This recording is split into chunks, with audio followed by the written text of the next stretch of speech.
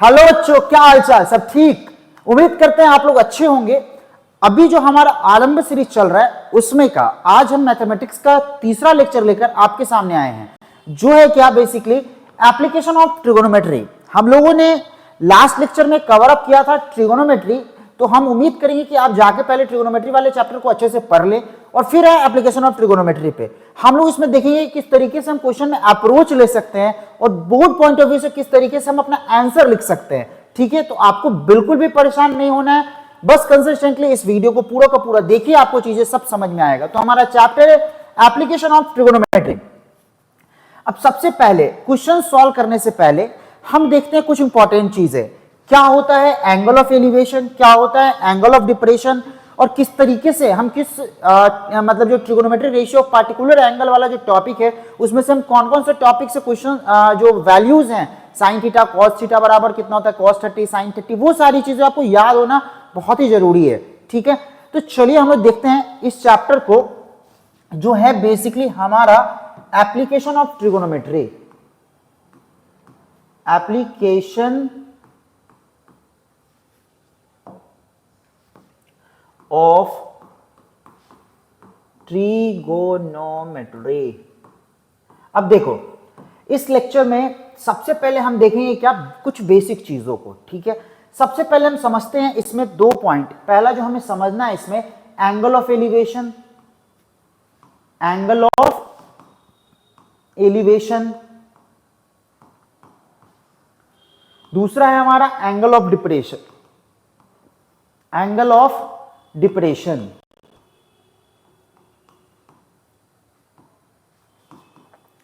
Angle of depression है ना। अब देखो हम एंगल ऑफ एलिवेशन और डिप्रेशन क्या होता है पहले वो समझाते हैं आपको। यहां देखना, समझना जरा। अभी देखो कि मान लो कि ये हमारे पास एक बिल्डिंग है, मान लो कि ये हमारे पास एक बिल्डिंग है। इसका कलर थोड़ा सा चेंज कर देते हैं जो विजिबल है ना। ये हमारे पास एक बिल्डिंग है, ठीक है। अभी देखो ये जो लाइन है, अब ये हमारे पास एक बिल्डिंग है और ये जो लाइन है ये मान लो ग्राउंड है। ये क्या आपका ग्राउंड है, ठीक है। अब चाहे आपके बिल्डिंग के सामने ऐसा मानो रोड है, ये बिल्डिंग हुआ हमारा, इस पे रोड हुआ। अब देखो मान लो सपोज कि ये जो बिल्डिंग है उस पे बाउंड्री है ऊपर, ठीक है। अब यहां पे ये जो रोड है हमारा, ये जो रोड है हमारा इस तरीके का, इस रोड पे एक मान लो आप आ रहे हो ऐसे, ठीक है, ऐसे आप आ रहे हो, यहां पे खड़ी है कौन, तो मान लो क्या चीज, सुंदर कन्या। कौन खड़ा है यहां, सुंदर कन्या। अब देखो यहां कौन खड़ा है, सुंदर कन्या, ठीक है। अब देखो अभी आप आ रहे हो ऐसे, यहां से इधर से जा रहे हो ऐसे, क्या होगा, आपका नजर कहां जाएगा भाई, सुंदर कन्या के ऊपर। तो आप क्या करोगे, ऐसे ऊपर की ओर मान लो आपने देखा, आपने यहां से ऊपर की ओर ऐसे सुंदर कन्या की तरफ देखा। अरे बोलो यार, जैसे ही आपने ऊपर से देखा सुंदर कन्या की तरफ, तो ये जो आपका हॉरिजेंटल वाला लाइन है, आपके सामने जो हॉरिजेंटल लाइन है वहां से ऊपर की तरफ जो आप देख रहे हो, ये जो एंगल बन रहा है थीटा, हम इसी को बोलेंगे क्या चीज, angle of elevation, angle of elevation. अब देखो, अब आप तो ठहरे भाई स्मार्ट हीरो आदमी हो तुम, जैसे ही यहां से आप उठकर आगे मान लो यहां, तो क्या होगा, सुंदर कन्या को तो आप एक बार देख चुके थे, तो सुंदर कन्या का भी नजर आप पे पड़ चुका था। अब क्या होगा, ये सुंदर कन्या जैसे ही आप आगे आए अपने बिल्डिंग से, ये सुंदर कन्या यहां से उठी और फटाक से दौड़ते हुए इस कॉर्नर पे आई, किसको देखने, आपको देखने। जैसे ही कॉर्नर पे आई तो यहां से ये नीचे की तरफ ऐसे देखी, आपको देखो नीचे की तरफ देखी, तो अब सुंदर कन्या के हॉरिजेंटल से, सुंदर कन्या के हॉरिजेंटल से जो एंगल नीचे की तरफ, मतलब नीचे की तरफ जब ये देख रही है, तो सुंदर कन्या के हॉरिजेंटल से जो एंगल, ये हॉरिजेंटल हुआ, यहां से जो इसका एंगल बन रहा है, ये जो एंगल बन रहा है इसका थीटा, हम इसको बोलेंगे क्या चीज, angle of derivation, sorry angle of depression. हम इसको क्या बोलेंगे, एंगल ऑफ डिप्रेशन। अब जरा सोचो, मैंने दो चीज देखा, सबसे पहले हमारे पास एक बिल्डिंग है, ठीक है। इस बिल्डिंग में आप यहां खड़े हो, ठीक है। आप यहां से आगे की तरफ जैसे जा रहे हो तो ऊपर बिल्डिंग के ऊपर में कौन खड़ी है? सुंदर कन्या। जैसे ही आपने ऊपर की तरफ देखा तो आपके हॉरिजेंटल से जो ऊपर की ओर जो एंगल बन रहा है उस एंगल को हम क्या बोलेंगे? Angle of elevation. क्लियर है? अब क्या हुआ? अब जब आप आगे आ गए तो क्या हुआ? जैसे ही आप आगे गए तो भाई आप तो स्मार्ट ठहरे। सुंदर कन्या ने ऊपर से नीचे की तरफ देख दिया। जैसे ही देखा ऊपर से नीचे तो इसके हॉरिजेंटल से जो नीचे की ओर एंगल बन रहा है इसको बोलेंगे हम एंगल ऑफ डिप्रेशन। समझ आ रहा है? मतलब कि कोई हॉरिजेंटल लाइन है हमारे पास, उस हॉरिजेंटल लाइन से ऊपर की ओर जो एंगल बनेगा that is angle of elevation. कोई हॉरिजेंटल लाइन है, उस हॉरिजेंटल लाइन से नीचे की ओर जो एंगल बनेगा उसको बोलेंगे हम एंगल ऑफ डिप्रेशन। और ये जो लाइन है जिसकी ओर आप देख रहे हो, है ना, इसको जैसे ऊपर से जो नीचे देखा जा रहा है इसको हम बोलते हैं line of view. Line of view. समझ में आ रहा है? मतलब जिस तरफ आप देख रहे हो। तो आपको एंगल ऑफ एलिवेशन और एंगल ऑफ डिप्रेशन डेफिनेटली चीजें समझ में आया होगा। फिर आगे हम देखते हैं हमारा कि आपको याद क्या क्या रखना है। तो याद होगा आपको trigonometric T ratios of particular angle वाला जो टॉपिक हम पढ़े थे ट्रिगोनोमेट्रिक में, उसमें हम जानते हैं कि जो थीटा जब अलग अलग डिग्री रहता है, 30 डिग्री रहता है, 0 डिग्री रहता है, 60 डिग्री रहता है, 45 डिग्री, सॉरी यहां पे ऐसे कर लो, थीटा जब 0 डिग्री रहता है, 30 डिग्री रहता है, 45 डिग्री रहता है, 60 डिग्री रहता है और 90 डिग्री रहता है। तो अलग अलग वैल्यूज इस पे होते हैं किसके किसके? आपके साइन थीटा के, कॉस थीटा के, टैन थीटा के, कॉट थीटा के, सेक थीटा के और कोसेक थीटा के। ये सब आप जानते हो, ठीक है। इसमें मैंने पढ़ा रखा है, आप जाके देखो, या नहीं तो आपके एनसीईआरटी में दिया है वहां से देख लो। आपको इसमें याद क्या रखना है? ज्यादातर केसेस में आपको याद रखना है tan 60 डिग्री क्या होगा और tan 30 डिग्री क्या होगा, sin 30 डिग्री क्या होगा, sin 60 डिग्री क्या होगा, cos 30 डिग्री क्या होगा और cos 60 डिग्री क्या होगा।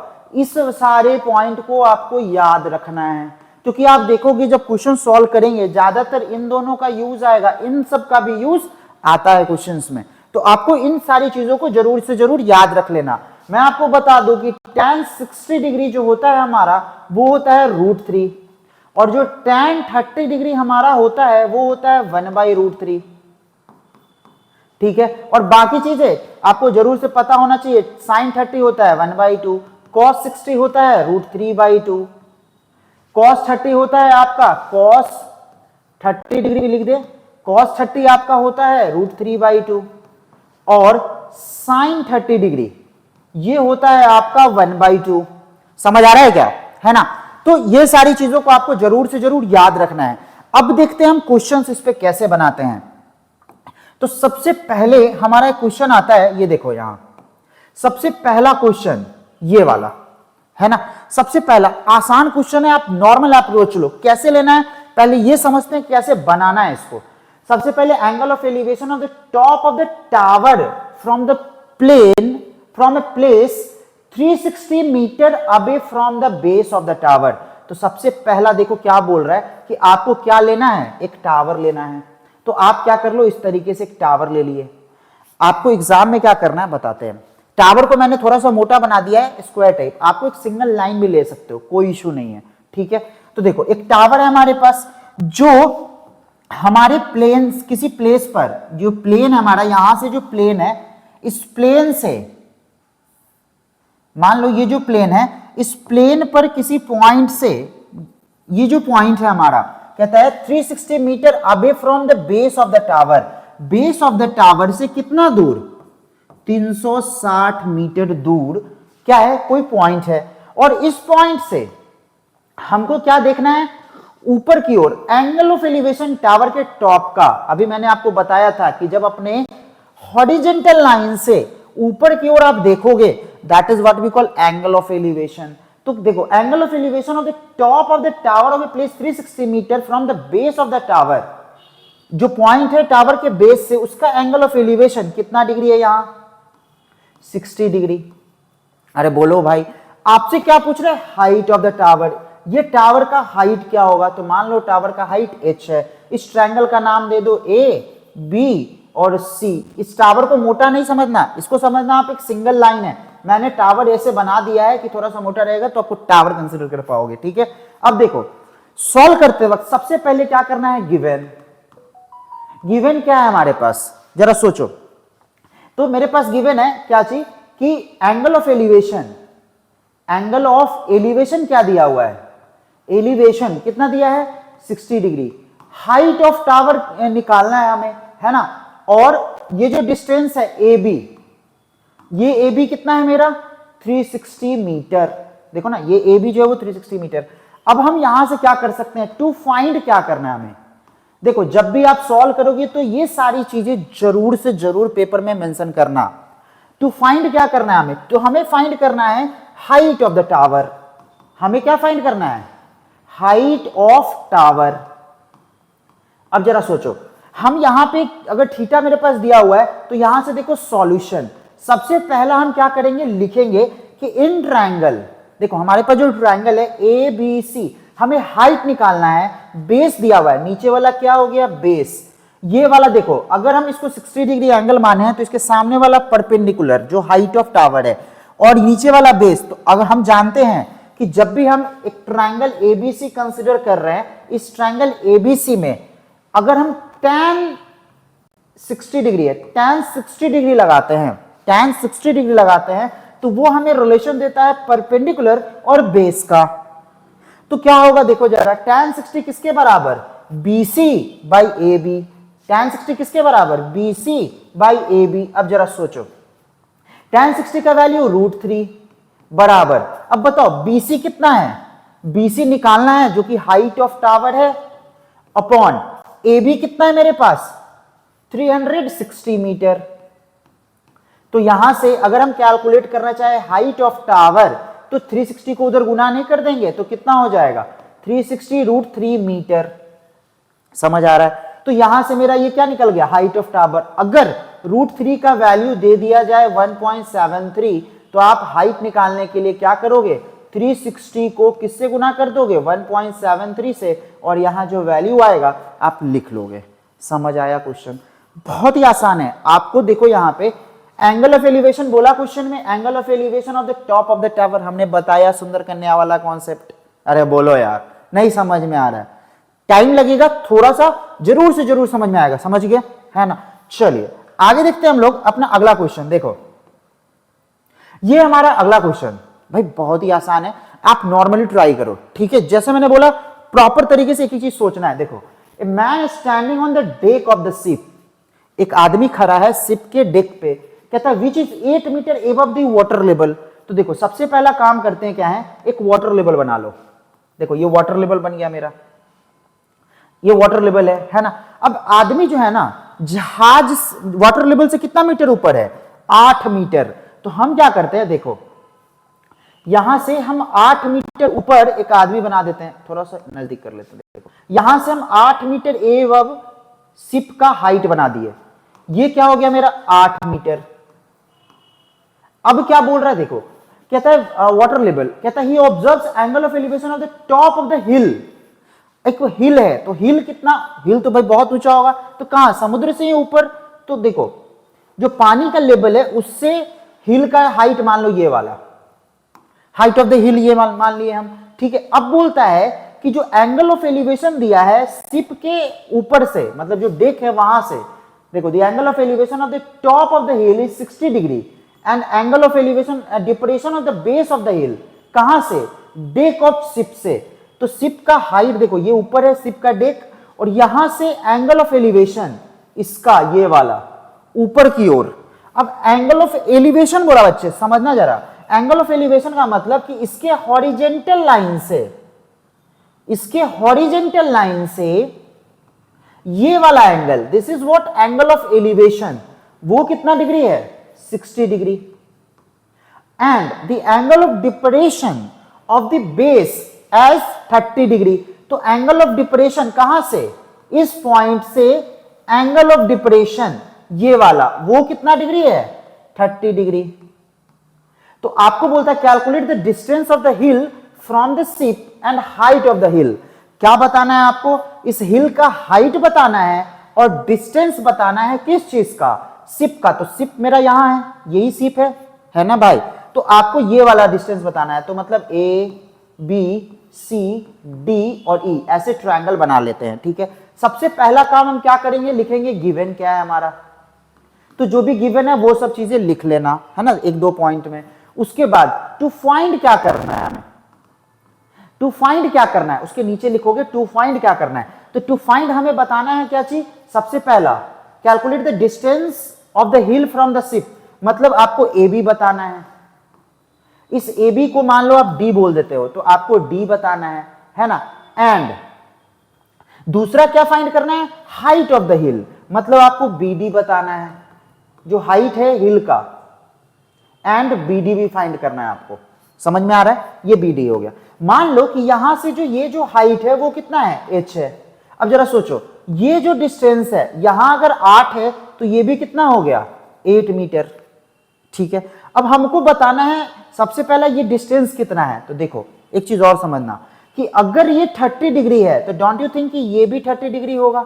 भाई ये लाइन इस लाइन के पैरेलल हो गया ना, क्यों? बिकॉज यहाँ 90 डिग्री बन रहा है, तो ये लाइन इस लाइन के पैरेलल हो गया। यहाँ भी 90 डिग्री बन रहा है तो ये पैरेलल हो गया, है ना। अब इसको हम 30 बोले तो ये भी हमारा क्या हो गया? 30 डिग्री। ये भी मेरा क्या हो गया? 30 डिग्री। समझ में आ रहा है? अब देखो हम करते क्या है यहां से सॉल्यूशन। सबसे पहले हम क्या करते हैं? इन ट्रायंगल कौन सा? In triangle A E B. In triangle A E B. अब जरा सोचो, ए ई बी ट्रायंगल में हमें क्या बताना है? हमें बताना है इस डिस्टेंस को। ये डिस्टेंस हमें पता नहीं है, हमें इसको भी बताना है। तो ए बी ट्रायंगल में आप क्या लगाओ? अगर ये थीटा है तो देखो ये वाला परपेंडिकुलर और बेस, हमको इसी का रिलेशन चाहिए, हाइपोटेनस हमको लेना देना नहीं है। तो हम यहां से लगा देंगे tan 30 डिग्री। क्या लगाएंगे? tan 30 degree. अब tan 30 डिग्री, tan थीटा किसके बराबर? Perpendicular by base. तो परपेंडिकुलर मेरा क्या है? ए ई बाई बेस क्या है मेरा? बेस देखो ए बी। अब जरा सोचो, tan 30 का वैल्यू मैंने अभी बताया है, कितना होता है? 1/√3। ये किसके बराबर हो जाएगा? ए ई। अब बताओ ए ई कितना है मेरा? 8। तो हम यहां से इसको क्या ले ले? 8 बाई ए बी कितना है मेरा? डी। तो इसको हम क्या बोल दें यहां? डी। समझ में आ रहा है? अरे बोलो भाई। तो हमको तो डी ही कैलकुलेट करना है, तो डी को उधर भेजो। तो डी बराबर क्या हो गया? 8√3 मीटर। मतलब हमें क्या समझ आया कि इस सिप से जो मेरा हिल है उसका डिस्टेंस कितना है? ये वाला, ये निकल गया मेरा कितना? 8√3 मीटर। अब जरा सोचो, जितना ए बी होगा क्या उतना ही ई सी भी होगा? तो इसको भी हम लिख लेते हैं 8√3 मीटर। समझ में आया? अब हमें कैलकुलेट करना है इस हाइट को। जब ये हाइट मेरा कैलकुलेट हो जाएगा उसके बाद हम क्या करेंगे? इस हाइट को और इसको दोनों को जोड़ देंगे तो मेरे पूरे हिल का हाइट निकल जाएगा। समझ आ रहा है? तो हम क्या करते हैं, देखो यहां इन ट्रायंगल कौन सा? एक ट्रायंगल लेते हैं ई सी डी। एक ट्रायंगल हमारे पास ई सी डी। तो अगर हम इस ट्रायंगल में लिखे tan 60 डिग्री, क्यों tan 60 डिग्री लिख रहे हैं? बिकॉज हमको इस परपेंडिकुलर और इस बेस का रिलेशन चाहिए। अरे बोलो भाई, है ना। तो इस बेस और परपेंडिकुलर का रिलेशन चाहिए। तो अगर हम tan 60 डिग्री लिखेंगे तो हम लिखेंगे ना परपेंडिकुलर बाई बेस। परपेंडिकुलर कितना? DC बाई बेस कितना? EC। अब जरा सोचो, tan 60 का वैल्यू होता है √3 बराबर DC निकालना है, that is height, upon EC निकालना है हमको 8√3 दिया है। तो यहां से h कितना आ जाएगा? √3 को आप गुना कर दोगे 8√3 से तो कितना? √3 3, 8 3 जा 24 मीटर। तो ये आपका हाइट आ गया कितना? 24 मीटर। समझ में आया? अब आपको निकालना है क्या चीज? Height of the hill. Height of the hill, height of the हिल क्या है? BD। क्या है? BD। तो यहां से अगर हमें BD कैलकुलेट करना है तो BD कितना होगा? ये वाला h और प्लस ये 8। अरे बोलो भाई, देखो ये वाला h और ये वाला 8, तो h कितना है मेरे पास? 24 प्लस ये 8, कितना हो गया BD? 32 मीटर। अरे बोलो भाई, तो इसका मतलब हमें ये समझ आया, हाइट ऑफ द हिल हो गया 32 मीटर और distance of the hill from the ship हो गया ये जो हम निकाले थे 8√3 मीटर। तो आई होप कि ये क्वेश्चन आपको समझ में आया होगा। अरे बोलो भाई, है ना? तो अच्छे तरीके से इसको बनाइए। अगला क्वेश्चन हम देखते हैं। देखो यहां इसको प्रॉपर तरीके से आप पॉज करो वीडियो और इसको नोट करो। क्लियर है ना? देखो अगला क्वेश्चन कहता है, अगला क्वेश्चन मेरा क्या चीज कि vertical tower stands on a horizontal plane. Vertical tower horizontal plane पे स्टैंड है, surmounted by a vertical flag. उस पे एक फ्लैग स्टाफ लगा हुआ है। फ्लैग स्टाफ मतलब कि उस पे जैसे ये मान लो टावर है मेरा, ये टावर है और इसके ऊपर एक वर्टिकल फ्लैग स्टाफ लगा हुआ है जिसमें हम क्या लगाते हैं, वो अरे फ्लैग लगाते हैं, है ना? तो देखो यहां पे कहता है कि surmounted by a vertical flag staff of height कितना मीटर, 5 मीटर। जो फ्लैग स्टाफ है उसका हाइट 5 मीटर दिया है। तो सबसे पहले हम क्या करते हैं, टावर कंसीडर करते हैं। तो देखो यहां से ये टावर हो गया मेरा, इस पर क्या लगा हुआ है, एक फ्लैग स्टाफ लगा हुआ है। तो फ्लैग स्टाफ को थोड़ा सा पतला बना दो, है ना? वैसे सिंगल लाइन से दिखलाना है आपको हमेशा, हम अभी ऐसे बता रहे हैं जिससे आपको समझ आए अच्छे से। और साथ में आपका ये हॉरिजेंटल लाइन है, मान लो यहां से ये जो लाइन बना हॉरिजेंटल लाइन बना। अब कहता है कि जो फ्लैग स्टाफ है उसका हाइट कितना मीटर है, 5 मीटर। कहता है the angle of elevation of bottom and top of the flag staff.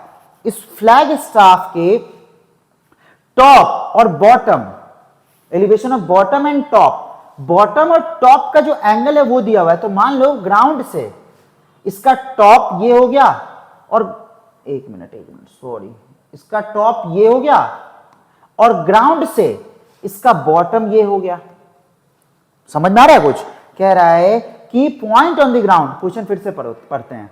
Eight the point on the plane, एक पॉइंट है जहां प्लेन पे the angle of elevation of bottom and the top of the flag staff, bottom और top जो flag staff का उसका angle of elevation दिया हुआ है ये वाला 30 डिग्री, बॉटम का एलिवेशन, और ये वाला टॉप का एलिवेशन 60 डिग्री। समझ आ रहा है? तो तुमसे क्या पूछा, हाइट ऑफ द टावर, क्या पूछा, हाइट ऑफ द टावर। तो सबसे पहले लिखो ए बी सी डी, ये समझ आता है, मैंने सब लिख दिया। सबसे पहले हम लिखेंगे गिवन क्या है। गिवन सारा आप लिख लोगे खुद से, क्या क्या गिवन है इसमें। उसके बाद आप टू फाइंड क्या करना है, टू फाइंड करना है हमें height of the tower. Height of the tower exactly क्या है, B C, B C, B C. ये जो बी सी है मेरा वो हाइट ऑफ द टावर है। अरे बोलो बच्चे, तो हाइट ऑफ द टावर देखेंगे। अब उसके बाद मान लेते हैं हाइट ऑफ टावर मेरा h है, हमको यही h निकालना है, ठीक है। तो अब देखो सबसे पहला हम करते क्या है, ये 5 मीटर दिया हुआ है हमको, तो हम क्या करते हैं, ट्रायंगल कंसीडर करते हैं। देखो इन ट्रायंगल सॉल्यूशन कर रहे हैं हम, in triangle A D B, एक ट्रायंगल लो, इन ट्रायंगल ए बी। अब देखो हम एडीबी ट्रायंगल क्यों लिए हैं, अगर हम ये 60 डिग्री के थ्रू अगर हम tan कंसीडर करें तो परपेंडिकुलर पूरा मेरा ये हो जाएगा बीडी, जिसमें इस 5 को कवर अप हम कर पाएंगे। मतलब कि अगर हम एडीबी ट्रायंगल लेते हैं, अगर हम यहां से लिखे tan 60 डिग्री, एबीडी ट्रायंगल के, एडीबी ट्रायंगल के अंदर, एडीबी ट्रायंगल के अंदर tan 60 लिखे तो हम उसको लिख सकते हैं परपेंडिकुलर अपॉन बेस। परपेंडिकुलर कितना है मेरा पूरा, तो that is BD upon base क्या चाहिए, ए बी। तो हम यहां से बीडी अपॉन ए बी लिख लेते हैं। अब आप इसी चीज को क्या लिख सकते हो, जरा सोचो। tan 60 के जगह पे वैल्यू आप पुट कर दो कितना, √3। tan 60 के जगह पे वैल्यू कितना पुट करोगे, √3। एंड बीडी जो है मेरा, बीडी वो क्या होगा, h+5, क्या हो जाएगा, h+5। जरा सोचो ना, बीडी निकालोगे अगर तो यहां से h और यहां 5, तो h+5 upon A B. A B तो यही दिया है, चलो ए बी निकाल लेते हैं हम यहां से, ए बी। तो यहां से बताओ कि अगर हमको ए बी निकालना होगा तो हम ए बी कैसे निकालेंगे, h+5 अपॉन √3। हम इसको क्या पहला इक्वेशन निकाल ले। अब अभी तुमको हम बताएंगे कि हम ए बी क्यों निकाले हैं, ठीक है। क्योंकि तुम देखो ए बी जो है तुम्हारा वो बड़े वाले ट्रायंगल में भी है कॉमन और छोटे वाले ट्रायंगल में भी, दोनों ट्रायंगल में ए बी कॉमन है। तो हम दोनों ट्रायंगल में ए बी को निकाल लेंगे और उसको इक्वेट कर देंगे। तो देखो कैसे, दूसरे वाले ट्रायंगल में देखो, इन ट्रायंगल कौन सा, एबीसी ट्रायंगल देखो, अगर हम इसमें निकाले tan 30 डिग्री, तो tan 30 अगर हम निकालेंगे तो परपेंडिकुलर अपॉन बेस लिखेंगे। परपेंडिकुलर कितना है मेरा h, अपॉन बेस कितना है मेरा AB। अब tan 30 का वैल्यू होता है 1/√3 बराबर कितना h अपॉन AB। अब जरा सोचो, यहां से अगर हम AB निकालना चाहें तो AB क्या हो जाएगा मेरा, √3 इधर गुना हो जाएगा, h√3 हो जाएगा क्या। अब देखो इसको हम बोलेंगे दूसरा इक्वेशन। अब क्या करते हैं, फ्रॉम इक्वेशन 1 एंड 2, दोनों इक्वेशन से देखो, इसमें AB का वैल्यू h + 5/√3, इसमें AB का वैल्यू h√3/2 है ना। तो हम यहां से क्या करते हैं, दोनों इक्वेशन से हम निकाल लेते हैं AB, कंपेयर करके दोनों को बराबर कर देंगे, मतलब कि h + 5/√3 बराबर क्या h√3। अब इसको सॉल्व करो, √3 को इधर गुना करोगे तो h + 5 किसके बराबर आ जाएगा, जैसे इसको गुना करोगे तो h + 5 किसके बराबर, 3h के बराबर। तो h को उधर भेजो तो 5 बराबर कितना 2h, तो यहां से अगर हम h निकालना चाहें कितना 5/2, जो कितना हो जाएगा h का वैल्यू 2.5, मतलब ये जो हाइट मेरा आया वो कितना है 2.5, मतलब जो हाइट ऑफ टावर मेरा निकला वही है तुम्हारा 2.5 मीटर। तो आई होप कि ये क्वेश्चन आपको बहुत अच्छे तरीके से समझ में आया होगा। आप एक काम करो, इस वीडियो को पॉज करो और इसका स्क्रीनशॉट लो जल्दी फटाफट। बोलो बच्चों समझ आ रहा है। चलिए तो हम लोग देखते हैं अपना अगला क्वेश्चन, ये वाला देखो। क्वेश्चन को प्रॉपर तरीके से पढ़ो क्योंकि बोर्ड एग्जाम है आपका, है ना भाई, बोर्ड एग्जाम है। और बोर्ड में का जो मार्क्स होता है ना, ये एक मार्क्स आपका लाइफ टाइम रहेगा, है ना। तो जो चीज लाइफ में आप एक बार कर रहे हो, क्यों ना उस चीज को हम बहुत शिद्दत से करें, क्योंकि दोबारा आप अपने लाइफ में बोर्ड का एग्जाम नहीं दोगे भाई। समझ में आ रहा है ना। तो जो भी चीजें आप कर रहे हो लाइफ में एक बार, तो आप उसको बहुत शिद्दत से करो और कोशिश करो कि उसमें अच्छे से अच्छा स्कोर कर सको आप। और जानते हो इससे ना आपके फैमिली का मोटिवेशन भी, मतलब फैमिली का भी मोटिवेशन बना होता है।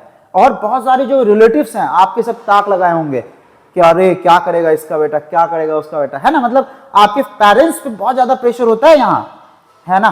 तो आपको इस चीज पे बहुत ध्यान रखना है चीजों को, कि जब आप बोर्ड दे रहे हो तो एकदम शिद्दत से दो, शिद्दत से, समझ रहे हो ना, है ना। शिद्दत मूवी देखे थे ना। अब कहोगे सर हम तो प्यार बस करते हैं शिद्दत से, है ना, ऐसा नहीं है ना। तो आप बोर्ड एकदम शिद्दत से दो। देखो अगला, the angle of depression of the top and bottom of 8 metre tall building, है ना।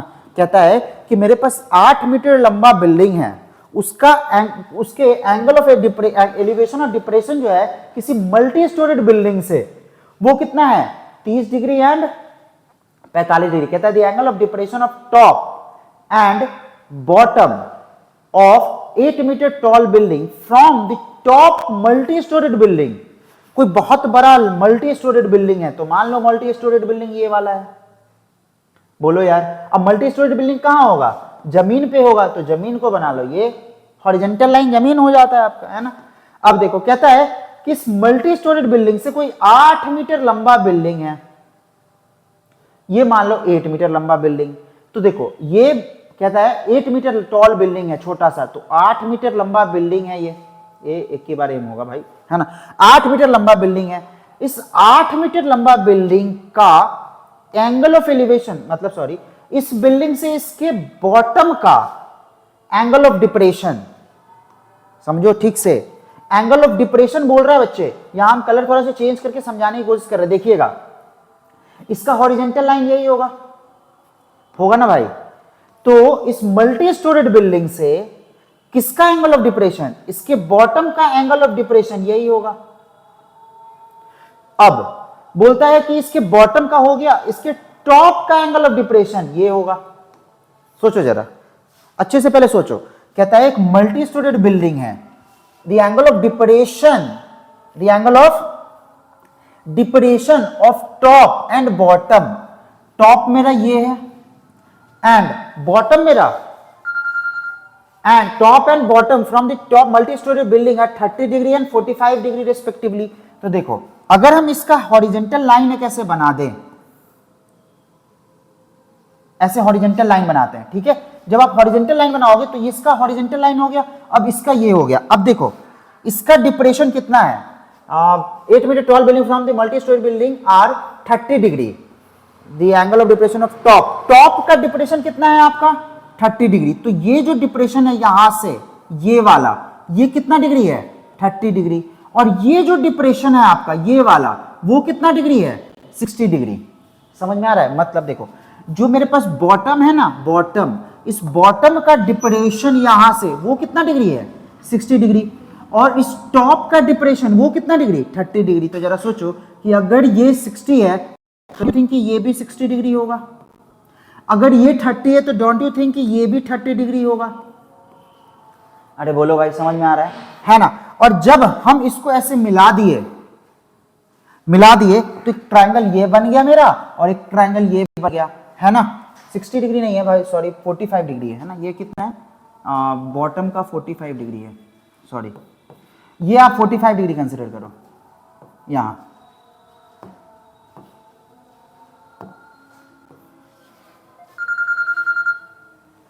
एक मिनट बच्चे रुकना।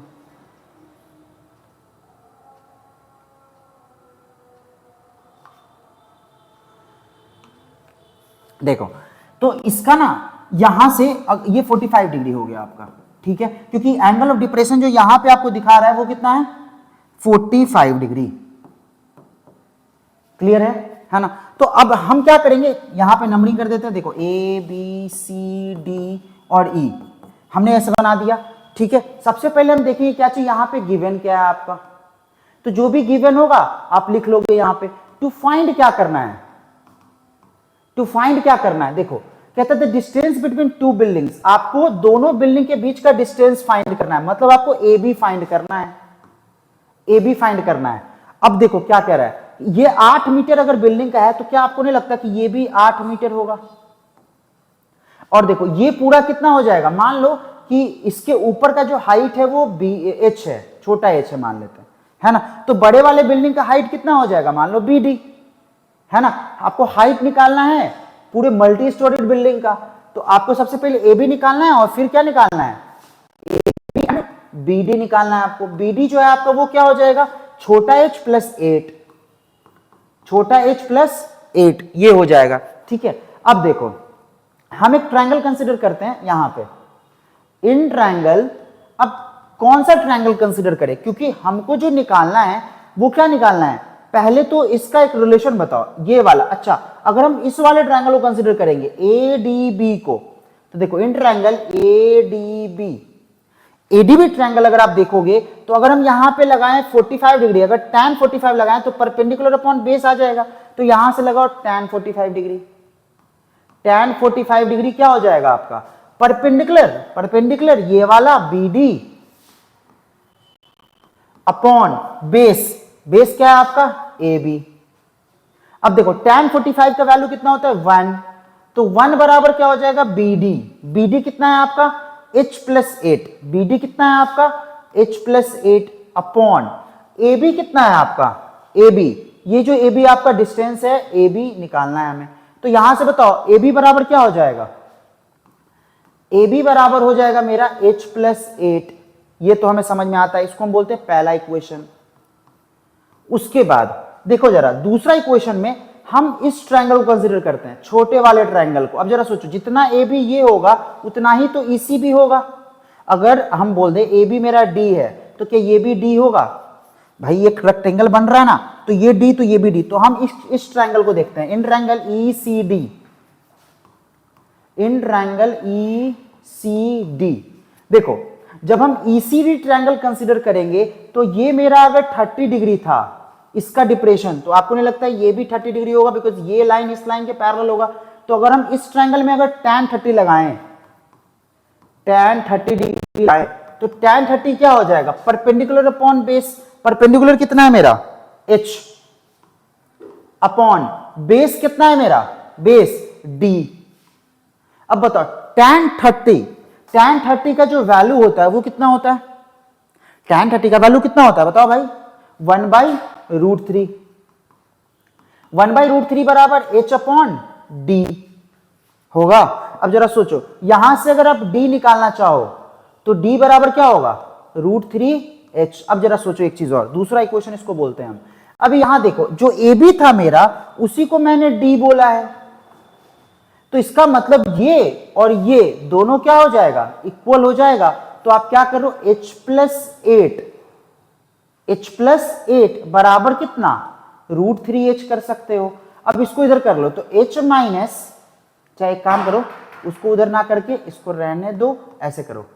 यहां से 8 बराबर क्या करोगे, √3h, और h को इधर भेजो -h, तो h कॉमन आ जाएगा, तो क्या हो जाएगा h का वैल्यू, 8 बराबर क्या लिखोगे, √3 - 1 इंटू h।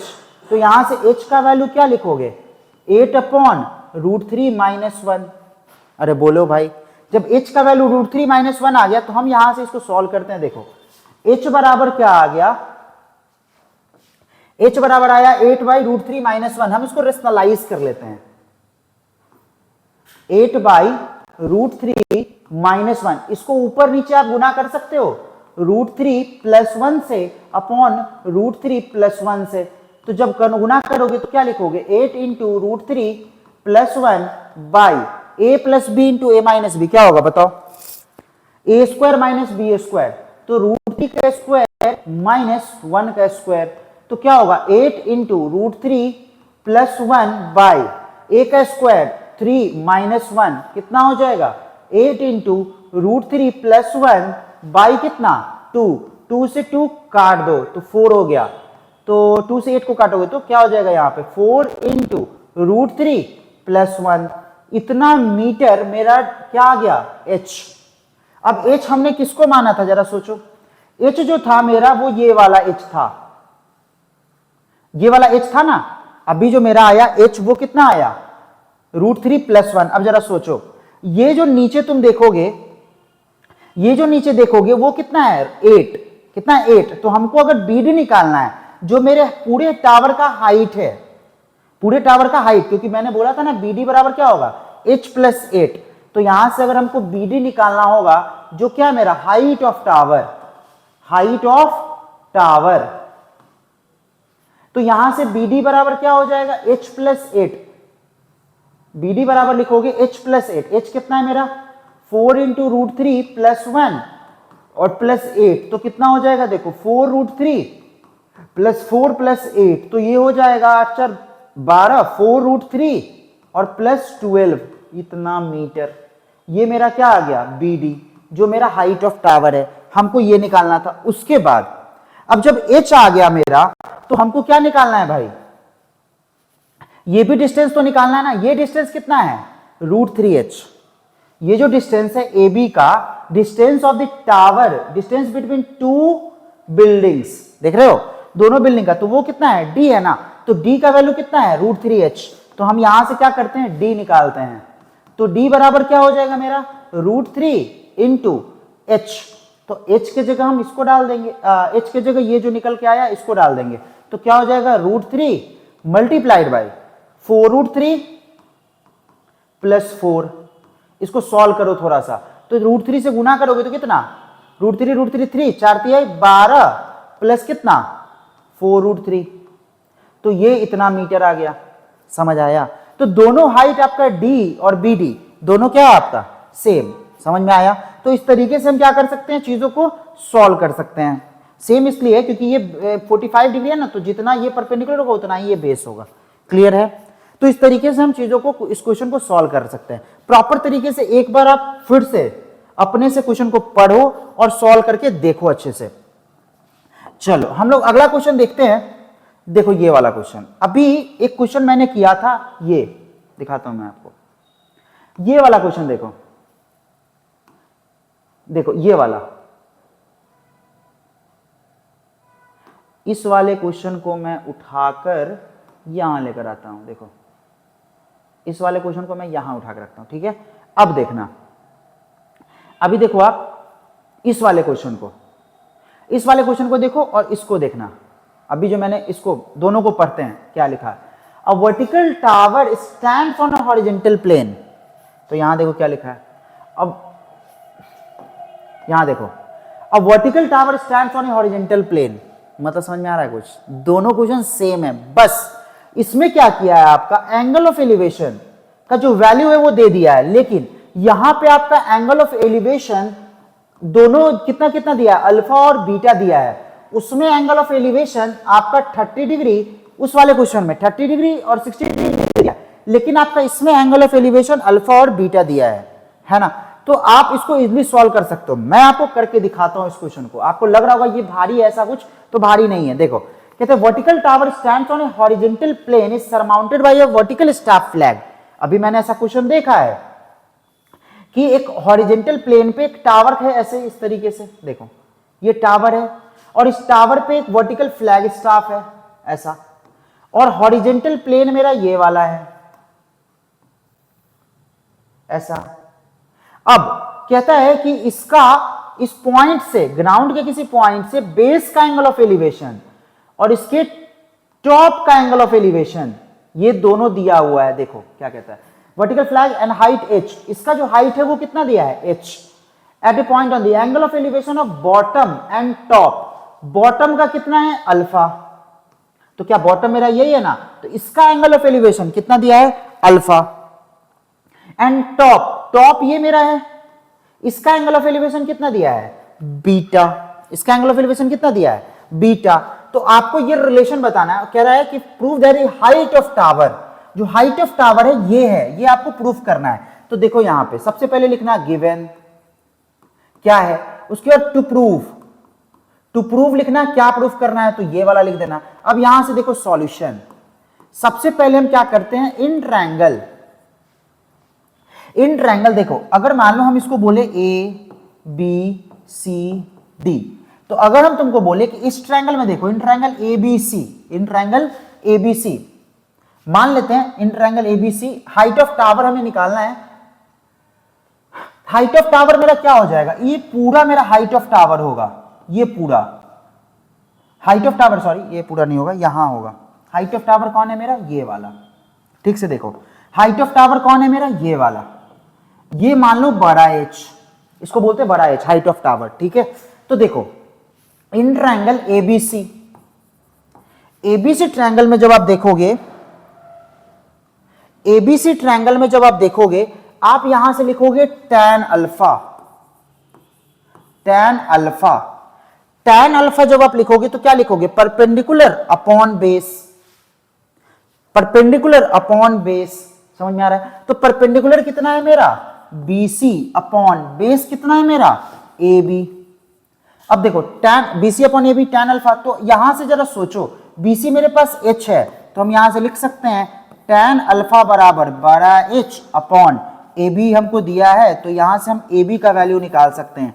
AB बराबर क्या होगा, H अपॉन tan अल्फा, इसको हम पहला इक्वेशन मान ले। AB को उधर भेजे, देखिए उस क्वेश्चन में भी हमने क्या निकाला था, इस क्वेश्चन में भी हमने क्या निकाला था, AB निकाला था। हम नीचे वाले बेस को निकाले थे दोनों ट्रायंगल के अंदर, और दोनों को फिर कंपेयर कर दिए थे। सिमिलर हम वही कर रहे हैं कि पहले वाले ट्रायंगल से हम बेस निकाल रहे हैं AB, अब फिर दूसरे वाले ट्रायंगल में देखो, इन ट्रायंगल कौन सा, इन ट्रायंगल ADB ट्रायंगल में जब आप देखोगे तो निकालो यहां से tan बीटा क्या हो जाएगा, तो परपेंडिकुलर क्या होगा, परपेंडिकुलर अपॉन बेस, परपेंडिकुलर क्या है मेरा, BD अपॉन बेस क्या है मेरा, AB। तो यहां से हम tan बीटा बराबर क्या लिख सकते हैं, जरा सोचो, BD अगर हमें लिखना होगा तो हम क्या लिखेंगे, H प्लस H, बड़ा H प्लस छोटा H, तो बड़ा H प्लस छोटा H अपॉन, पूरा लिखने के लिए बड़ा H प्लस छोटा H अपॉन AB। तो हम यहां से AB कैसे निकालेंगे, AB बराबर क्या हो जाएगा, तो जरा सोचो, AB उधर जाएगा तो ऊपर में चला गया H प्लस छोटा H अपॉन नीचे चला आया tan बीटा, हम इसको इक्वेशन 2 बोल देंगे। अब पहले वाले इक्वेशन और दूसरे वाले इक्वेशन को चेक करो भाई, तुम देखोगे पहले वाले इक्वेशन में AB और दूसरे वाले इक्वेशन में भी AB, क्लियर है, दोनों इक्वेशन से ये दोनों बराबर हो जाएंगे। तो देखो हम क्या करते हैं, दोनों इक्वेशन से, फ्रॉम इक्वेशन 1 एंड 2 दोनों को क्या कर ले, बराबर कर देते हैं। तो हम एक नया स्लाइड लेते हैं, देखो from equation from equation 1 and 2, पहले वाले और दूसरे वाले इक्वेशन से आप देखो h अपॉन tan अल्फा किसके बराबर हो जाएगा, h plus h upon tan beta, h upon tan alpha बराबर हो जाएगा h plus h upon tan beta.